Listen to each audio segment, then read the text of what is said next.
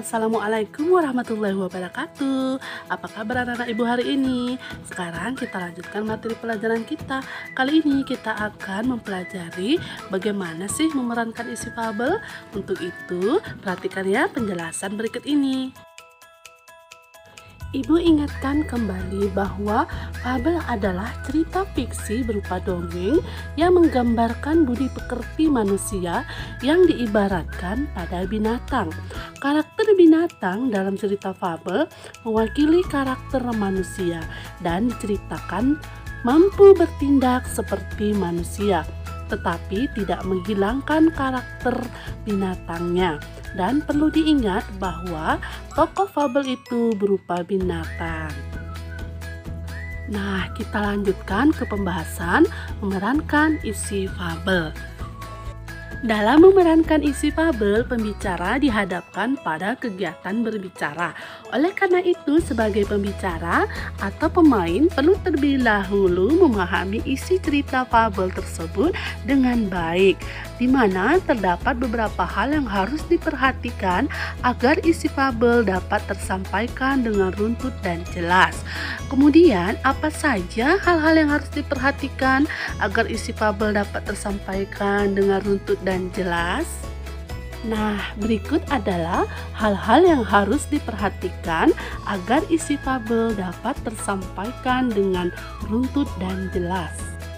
Di antaranya, 1. Judul cerita. Buatlah judul yang menarik sehingga dapat memicu rasa ingin tahu dari pembaca. Kedua, orientasi. Bagian ini berupa perkenalan dengan tokoh dan latar.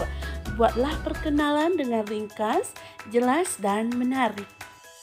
Yang ketiga, komplikasi. Pada bagian ini ciptakanlah masalah yang memicu konflik serius antar tokoh.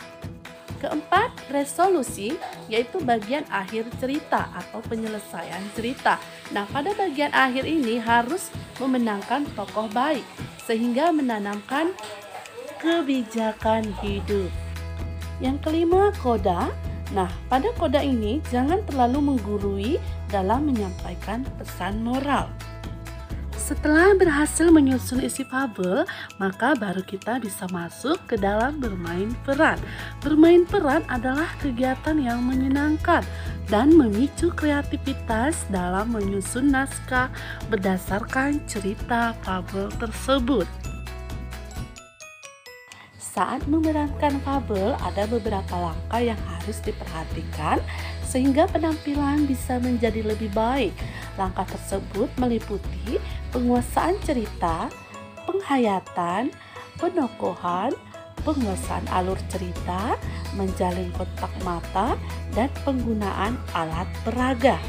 Kita bahas langkah tersebut satu persatu ya. Langkah yang harus diperhatikan saat memerankan fabel. Yang pertama, penguasaan cerita. Pada saat memerankan fabel yang diperlukan bukan hanya mengingat tetapi juga memahami cerita.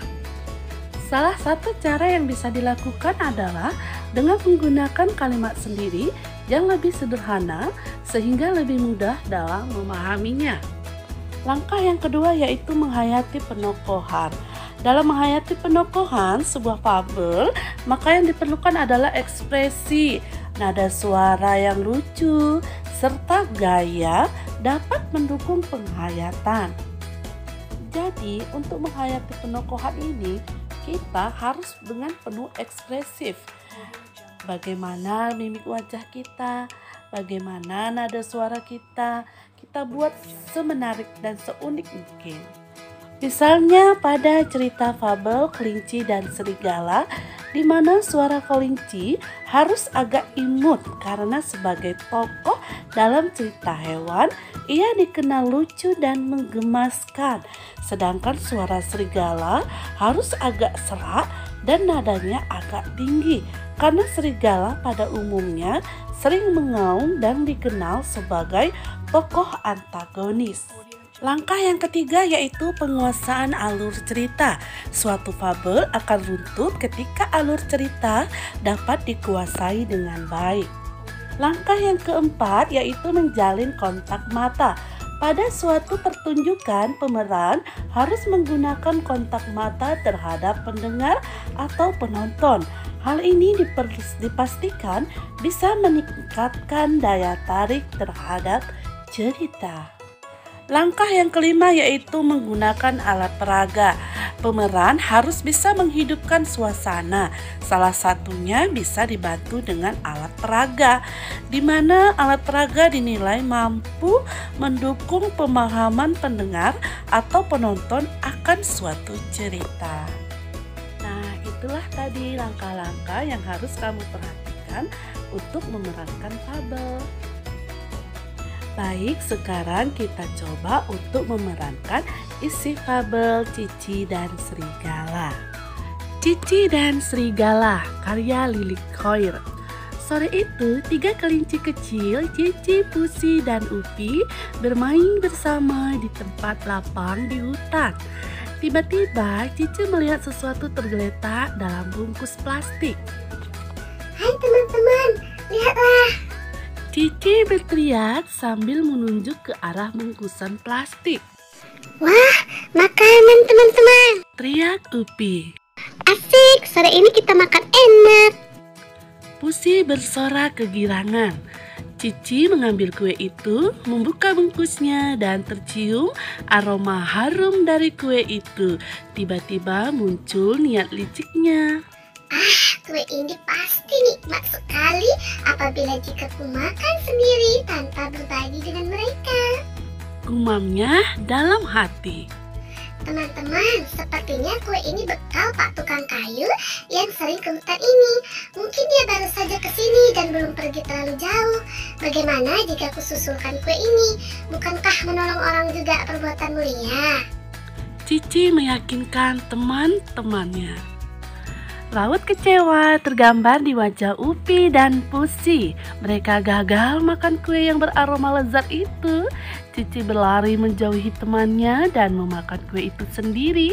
Tiba-tiba, tolong! Cici menjerit keras. Seekor serigala muncul dari balik semak dan langsung menerkam tubuh mungil Cici. Cici pun menangis dan terus berteriak minta tolong.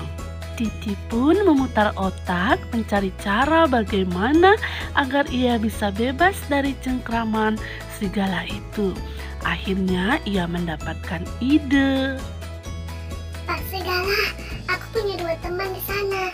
Bagaimana jika mereka aku jemput ke sini supaya kamu dapat makan lebih banyak lagi? Cici berusaha mengelabui serigala itu. Baiklah, segera panggil mereka, tapi aku harus ikut di belakangmu. Jawab serigala. Pelan-pelan saja ya jalanmu, supaya mereka tidak mendengar langkah kakimu. Aku khawatir mereka akan lari ketakutan. Cici pun berlari ke arah teman-temannya yang ditinggalkan tadi. Sementara serigala mengikutinya dengan langkah pelan. Menyadari hal itu, Cici berlari sekuat tenaga sambil sesekali memanggil temannya. Ups! Kaki Cici tiba-tiba terasa ada yang menarik. Ia pun menjerit dan bahkan tidak berani membuka mata. Jangan Pak Serigala, jangan makan aku nih aku. Shh, ini aku, Ci. Bukalah matamu. Ini Upi dan Pusi. Ayo cepet, Ci. Dengan rasa kebersamaan, mereka pun akhirnya selamat. Napas mereka tersengal-sengal, keringatnya pun bercucuran. Cici menangis terseduh-seduh.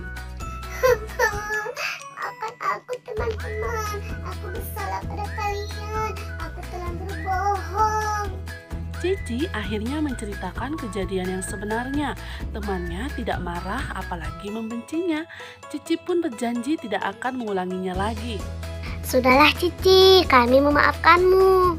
Kata Pusi dengan bijak. Terima kasih kawan, aku janji tidak akan mengulanginya lagi.